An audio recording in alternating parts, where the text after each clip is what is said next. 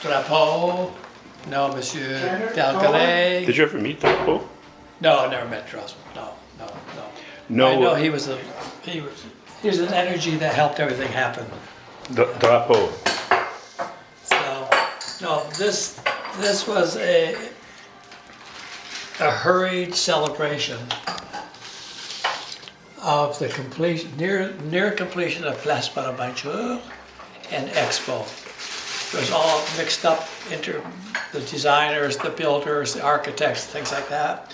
We wanted to celebrate because Expo was almost opening. We put together François Dallegret and myself with the administration from Place Bonaventure to have a big party in the huge auditorium that was nearly complete but not quite. So we very hastily put together the party structure. These are the people. The Blues Project, Lothar and the Happiest, Suzanne, made famous. Maybe she's famous in her own right. However, Leonard Cohen put her to music, made her famous. And Tiny Tim. It was probably Tiny Tim's, one of his first appearances ever. And he was true to form, and he was just perfect Tiny Tim, and the audience did not understand him. So he sort of booed off stage. And all the other entertainers on the same program were very sorry about that. So this was something that François Dallegret and I put together. We went to the printer, who does the local supermarket flyers. The bananas today are on special. So we just picked up all their parts and pieces and put it together for a celebration on the 27th of April. And the party was from 10 p.m. to 4 a.m. So those were the hours that we kept in those days. Plus the price was $2. Bar? Yes. Is there a bar? There was a bar, beer. Yeah? Beer bar. And unfortunately, the beer containers ended up being hurtled at Tiny Tim. It was so sad. Tiny had to retreat to his dressing room, and we all went backstage to console him, saying, you know, we thought he did a wonderful show. So, how many songs did he get through? He got through one, got halfway through the second one, and then that was it. That was it. Yeah. So that was Montreal. Is there a date on this? I don't know.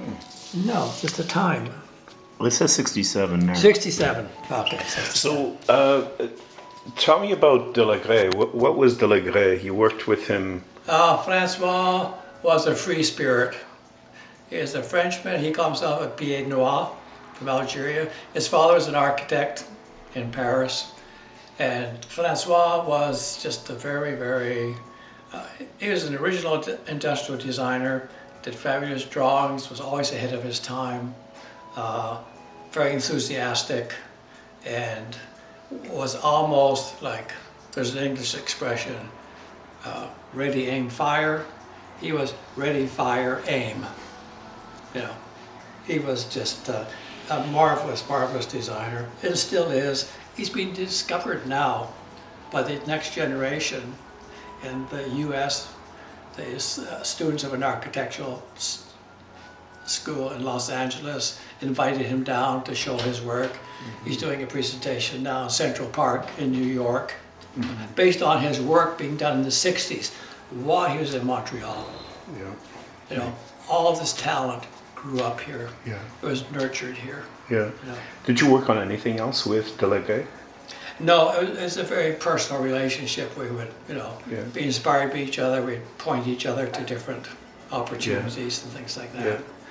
Yeah. Now, tell me about a project that he did called Le Drug. Oh, Le Drug. With François, you never know what he's up to, but he's always up to something that is totally over here or up there or down there. And what we found out at one time, he had a sponsor to do an interior of a small space that was half under, one of those spaces, classic Montreal, where the steps you gotta go down into a partial basement and things like that. He transformed this thing to sort of like an environment that was never before seen or even imagined. And all of a sudden, it appeared. And it was a drugstore called It Le was Drug. called Le Drug, but it was a sit down. It was actually a coffee shop more than it was a drugstore. But he has a way with names. Yeah. I mean, he called himself, Dallegret God and Company, which was Go Dallegret, G-O-D. Yeah. So he said, oh, God, that's the name I'll use. Yeah. So he had a good imagination. Yeah. Yeah. Yeah. So he was part of your gang. He was part of the gang. Yeah. Yes. And the gang was pretty small, but it had it represented a very broad attitude at the time of Expo 67. Yeah. It was a very vital, very creative, and there was many languages spoken. Yeah. But the main language was design. Yeah. He also worked on Expo at La Ronde. He did work on La Ronde. Are you familiar? I'm not familiar with that, no. Yeah, okay. No, I'm not familiar with that. I mean, I know he's done lots of projects in his mind. He does all the drawings and things like that. Then he tries to find a sponsor. Yeah. Yeah. So that's you don't find a sponsor and then have you create a design that relates to their sponsorship. He was very independent, extremely independent. Yeah. How was this put together? Was it like cut and paste? How was this done? It was cut and paste. It was done like all the flyers you get in newspapers. Cut this coupon out, you make this amount of money. We wanted it done overnight, and all that was really available fast for all the traditional means of printing. It wasn't doing Swiss typography on a page of beautiful paper, things like that. This was just go down to the local printer, see what you could find up with. Yeah. This was like, bananas Chiquita. tomorrow, this is the feature. I know. Yeah. And the police guy. The police guy, from something else. Who's the police guy? I don't, it's probably from a school or something like that, No, or an insurance company. We put this one together. This one, we had the thumb. This is I don't know whose thumb it was. We used somebody's thumb, and then we had that. And then he's like, he's trying to crush his under your thumb. Under your thumb, yeah. That's neat. A precursor to the stones, under your thumb. Or we're inspired by them, either or. I don't know who came first. Yeah. That's good. Yeah. Dance celebration, and it was that. It was a huge celebration. It was a huge success. Yeah, it was a success in the sense that Montreal was a success in those years. In '67, Montreal was just the center of world attention, and design was a definite part of that.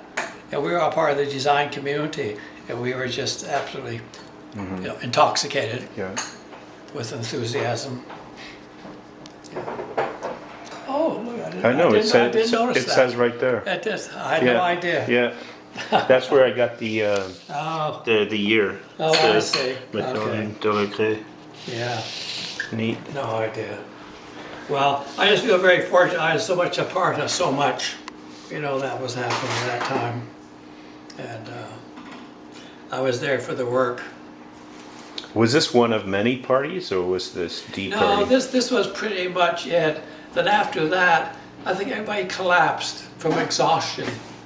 I mean, it was like, I don't know, 5 or 6 years of preparation. Yeah. And when it's like Broadway, you rehearse for the show, curtain goes up, it's a success. Then afterwards, it's a big silence. Big silence. And then you just like that. Yeah. Then you look around and say, what do you do after that? Yeah. It's hard to top. Yeah. Yeah. Yeah. You just don't know what to do after that. So everybody went their own way. There's many stayed here. Yeah. And those that stayed started to establish, an awareness and the benefit of design and how it can assist in the community. Yeah. It's been a wonderful. It's been a good trip, no? Oh, oui. Très bon. Merci. Out of sight, man. How does